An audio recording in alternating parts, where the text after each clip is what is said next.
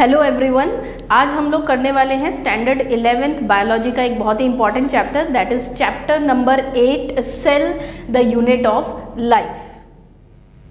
So what is cell? जैसे कि आपने स्टैंडर्ड 9th में ऑलरेडी पढ़ा है, cell is the structural and functional unit of all living organism. मतलब जितने भी लिविंग ऑर्गेनिजम्स हैं, all are made up of cell, चाहे वो प्लांट्स हो, एनिमल्स हो, यूनिसेलुलर ऑर्गेनिज्म, माइक्रो ऑर्गेनिजम्स हो, every living organism is made up of cell. आज हम डिस्कस करेंगे सेल में। पहले तो बता देती हूँ कि ये चैप्टर में क्या क्या चीज़ें हैं। एक तो होगा इम्पॉर्टेंट चीज़ सेल थ्योरी। आज हम सेल थ्योरी पूरा डिस्कस कर लेंगे विद द इंट्रोडक्शन, थोड़ा सा सेल का हिस्ट्री वो सब डिस्कस कर लेंगे। उसके बाद जो सेकंड मोस्ट इम्पॉर्टेंट पॉइंट है प्रोकैरियोटिक सेल, और उसके बाद उससे भी ज़्यादा important that is eukaryotic cells. These are the three main important topics which we have to cover in this chapter, cell unit of life, जिसमें सेल थ्योरी आज इस लेक्चर में कंप्लीट हो जाएगा। Then we will go for prokaryotic cell and eukaryotic cell. But first of all let us start with a small introduction, और क्या हम बोल सकते हैं कि हिस्ट्री सेल का, कि पहले सेल के बारे में कैसे पता चला था, तो वो थोड़ा डिस्कस करेंगे। उसके बाद सेल थ्योरी पे आएंगे। सेल को सबसे पहले जिस साइंटिस्ट ने देखा था वो थे रॉबर्ट हुक। रॉबर्ट हुक ने सबसे पहले सेल को देखा था, बट किस में देखा था? उन्होंने कॉक में देखा था। क्वेर्कस प्लांट के कॉक सेल्स को उन्होंने देखा था विद हिज प्रिमिटिव माइक्रोस्कोप, अपने प्रिमिटिव माइक्रोस्कोप। मतलब उनके पास तब, अब हमारे पास जैसे कंपाउंड माइक्रोस्कोप, इलेक्ट्रॉन माइक्रोस्कोप्स हैं, उनका माइक्रोस्कोप उतना अच्छा हाई क्वालिटी का नहीं था, बट जैसा भी था उनका प्रिमिटिव माइक्रोस्कोप, उसमें उन्होंने कॉक सेल्स देखे थे। और कैसे थे कॉक cells? They were like this, honeycomb like structures. इस टाइप से स्ट्रक्चर्स थे वो सेल में, तो इसीलिए उन्होंने उसका नाम दिया था सेल्यूले, और इसमें से ही वर्ड आया है सेल। ये सेल्यूले वर्ड जो उन्होंने दिया था क्योंकि उनको जो कॉक सेल्स दिखे थे वो हनीकॉम लाइक स्ट्रक्चर्स में दिखे थे, तो उन्होंने सेल्यूले नाम दिया, और उसमें से ही ये वर्ड डिराइव हुआ है सेल, जो हम जानते हैं। अच्छा, अब एक और साइंटिस्ट थे एंटोन वॉन लीeuwenhoek। इन्होंने भी देखा सेल। इन्होंने कौन सा? लिविंग सेल देखा। एनिमल सेल्स देखे थे, लिविंग एनिमल सेल्स। अब क्वेश्चन ऐसा आ सकता है आपका नीट में कि फर्स्ट टाइम किसने देखा था सेल? तो फर्स्ट टाइम तो फाइन रॉबर्ट हुक ने देखा था। सेकंड क्वेश्चन थोड़ा सा डिफरेंट कैसे आ सकता है? फर्स्ट टाइम लिविंग सेल किसने देखा था? तो लिविंग सेल देखा था एंटोन वॉन लीeuwenhoek ने।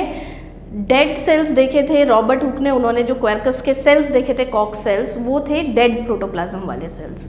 उसके बाद एंटोनी वॉन लीeuwenhoek ने लिविंग सेल्स देखे। देन जैसे जैसे माइक्रोस्कोप बहुत अच्छा मॉडिफाई होता गया, वैसे वैसे बहुत सारे साइंटिस्ट ने अलग अलग चीज़ें, पुरकेंजी ने प्रोटोप्लाज्म के बारे में बताया, रॉबर्ट ब्राउन ने न्यूक्लियस के बारे में बताया। तो ऐसे हम धीरे धीरे आगे बढ़ेंगे कि कौन से जो सेल ऑर्गेनलीज हैं उनका फंक्शन भी देखेंगे, सेल ऑर्गेनलीज कहाँ पे होते हैं वो भी देखेंगे, और किसने उनके बारे में सबसे पहले बताया था वो भी देखेंगे। बट पहले let's discuss the cell theory. Now the cell theory. Cell theory क्या होता है वो थोड़ा देखते हैं। उससे पहले हम देखते हैं कि सेल थ्योरी जो है वो किन लोगों ने दिया था।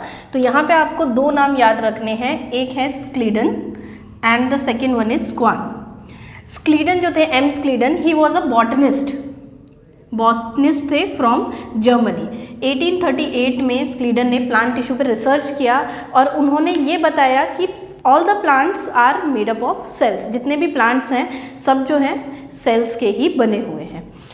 अब 1839 में स्क्वान, एक और साइंटिस्ट जो एक्चुअली जोलॉजिस्ट थे इंग्लैंड से, उन्होंने एज द नेम सजेस्ट किया, भाई जोलॉजिस्ट है, तो उन्होंने एनिमल टिश्यू पे काम किया, और ये बताया कि जितने भी एनिमल्स हैं they are all made up of cells. तो इन दोनों की थ्योरी को कंबाइन करके सेल थ्योरी लिखी गई। तो what was the first in that? Animals and plants are made up of cells. All the animals and plants are made up of cells. जितने भी एनिमल्स और प्लांट्स हैं वो सेल्स के बने हुए हैं। इनफैक्ट इस थ्योरी को बाद में थोड़ा सा मॉडिफाई भी किया गया, and now it is considered that all the organisms, all the living organisms are made up of cells. अच्छा, अब इसमें क्या हुआ, यहाँ पे एक डिफ़ॉल्ट था कि भाई वो लोग ये नहीं बता पाए कि सेल जो है वो कहाँ से ओरिजिनेट हुआ या कैसे बनता है। तो वो चीज़ जो है एक दूसरे साइंटिस्ट रुडोल्फ विर्चो ने बताई। एक और साइंटिस्ट थे रुडोल्फ विर्चो, उन्होंने बताया कि सेल जो है वो प्री एग्जिस्टिंग सेल से प्रोड्यूस होता है, मतलब बनता है। All the cells are produce from the pre existing cells. उन्होंने इस बात को अपनी भाषा में बताया था ओमने सेल्यूले ई सेल्यूले। ठीक है, तो ये रुडोल्फ विर्चो की थ्योरी और स्केलिटन एंड स्क्वान की थ्योरी, ये सारी थ्योरीज को मिला के बनता है मॉडर्न सेल थ्योरी। अब हम देखते हैं मॉडर्न सेल थ्योरी क्या है। So let's see the modern cell theory, which is a combination of the theories given by Schleiden, Swan and Rudolf Virchow। उन तीनों ने जो भी स्टडीज़ की थी उनके कॉम्बिनेशन से मॉडर्न सेल थ्योरी क्या है वो देख लेते हैं। First is all living organisms are made up of cell और cells, that means unicellular organisms भी होते हैं। तो यूनिसेलुलर ऑर्गेनिज्म के केस में we will use the cell, और मल्टीसेलुलर ऑर्गेनिजम्स दैट मीन बहुत सारे सेल्स के बने हुए होते हैं। तो living organisms they are basically made up of sales.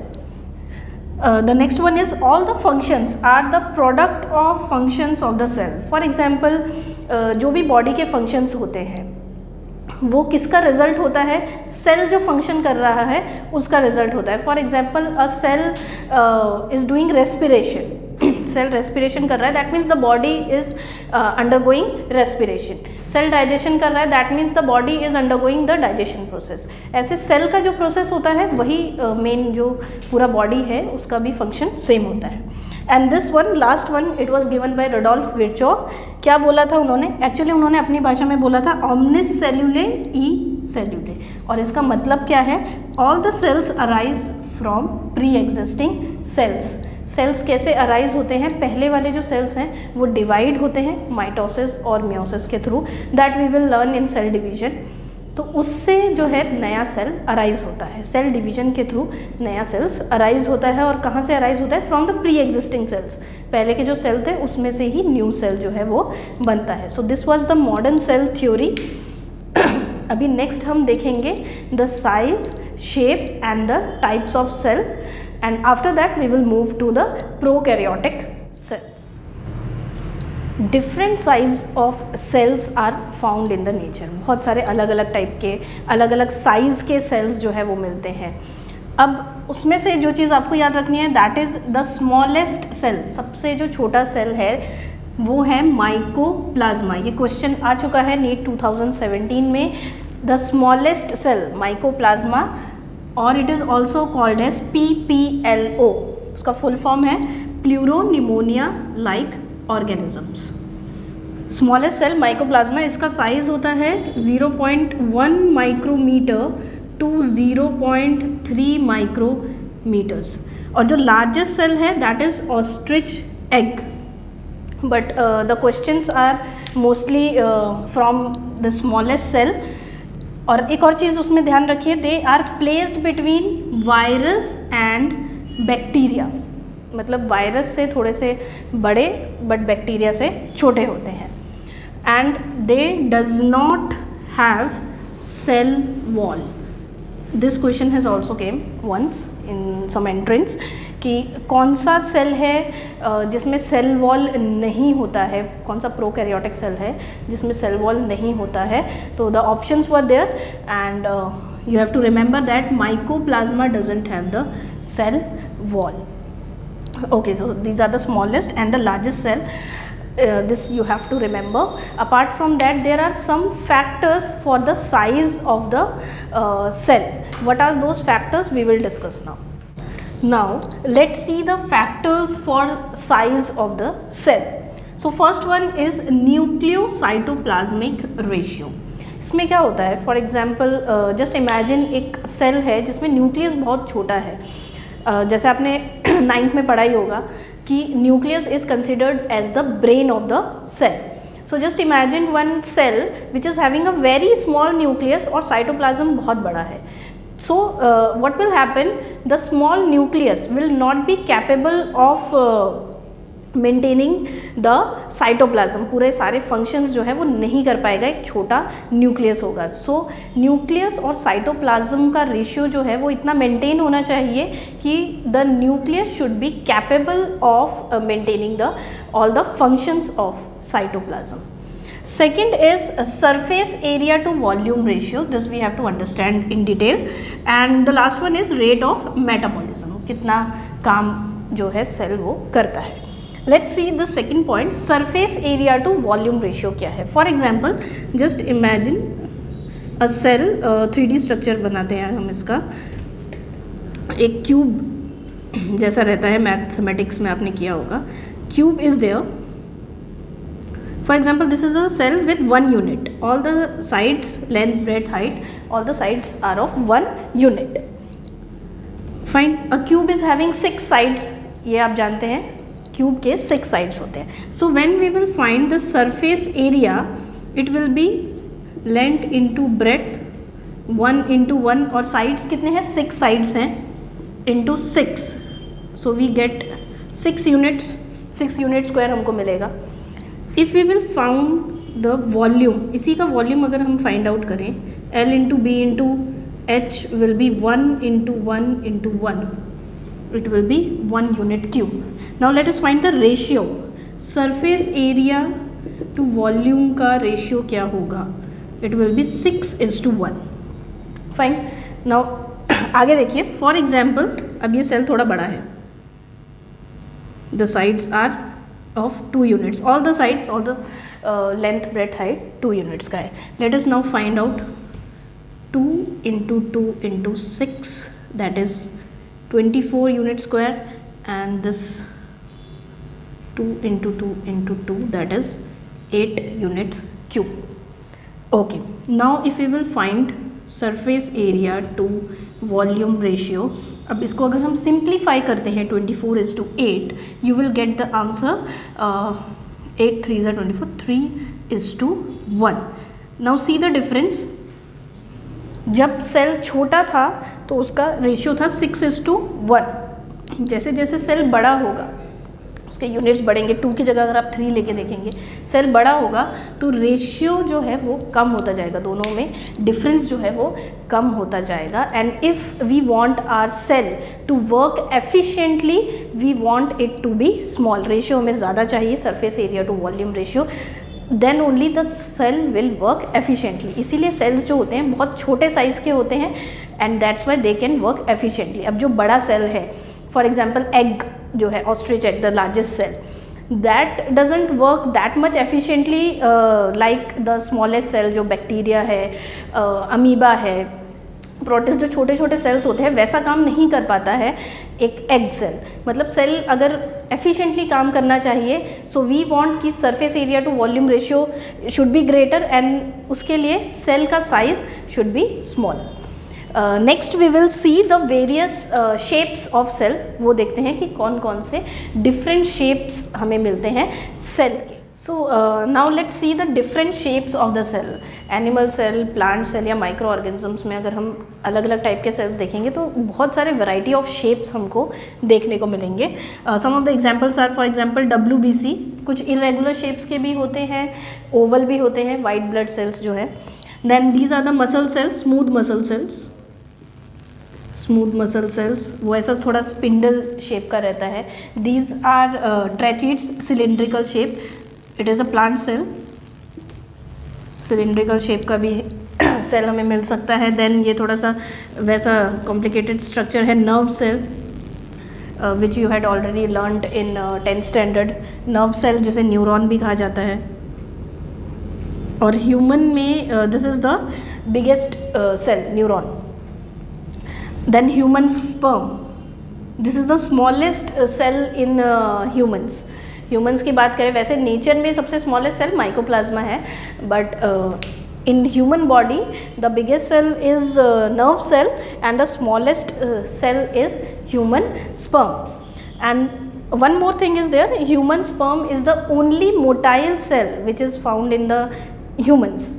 एक ही मोटाइल सेल होता है, और ये बात भी है कि ये सिर्फ मेल्स में मिलता है, not in females.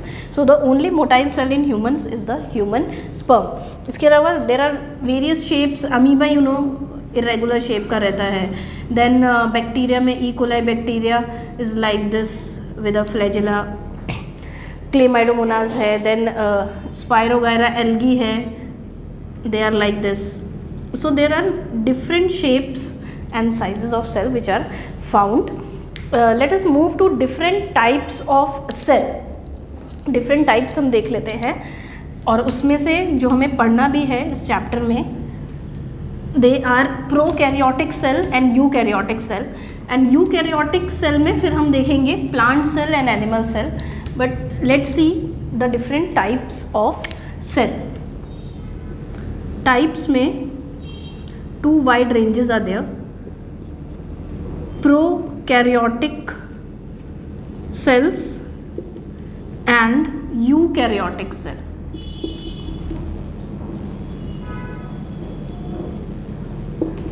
eukaryotic cell. So what is the major difference in this? So pro word का क्या मतलब होता है? pro का मतलब होता है primitive, and carrion means nucleus. Actually में प्रोकैरियोट्स में एडवांस न्यूक्लियस नहीं होता, मतलब उसका जो न्यूक्लियस होता है only the chromatin is there is no perfect nucleus in prokaryotes. So we can say primitive nucleus जिनमें है, they are considered as prokaryotes. Eu word का मतलब होता है advanced, and karyon means nucleus.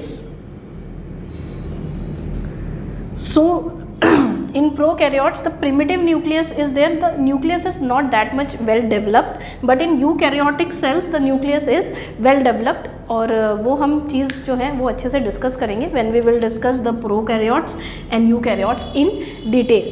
and at that time we will also discuss the different types of eukaryotic cells, जिसमें animal cells आते हैं and plant cells, and what is the difference between animal cells and plant cells.